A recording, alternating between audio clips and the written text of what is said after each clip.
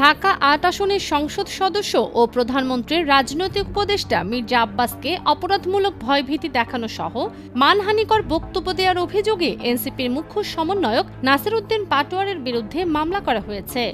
রোববার ঢাকার metropolitan magistrate Mohammad Hasan শাহাদাতের আদালতে রমনা থানা বিএনপির সভাপতি মোহাম্মদ আশরাফুল ইসলাম বাদী হয়ে একটি মামলা দায়ের করেন।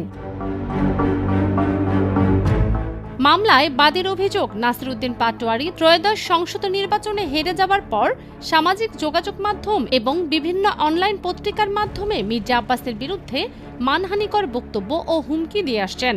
এসব বক্তব্যগুলো সামাজিক যোগাযোগ মাধ্যমে ভাইরাল করে মির্জা আব্বাসের সম্মান ক্ষুণ্ণ করা হচ্ছে। অভিযোগে আরও বলা হয়, আসামির এসব বক্তব্যে বাদী ও মির্জা আব্বাস বিস্মিত হয়েছেন।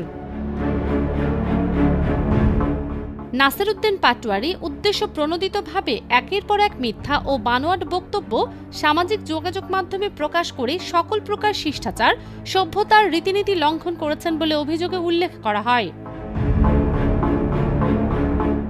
মামলার আবেদনে নাসির উদ্দিন পাটোয়ারির বিরুদ্ধে গ্রেপ্তারি পরোয়ানা জারির আবেদনও করা হয়েছে। IBTV USA, new York.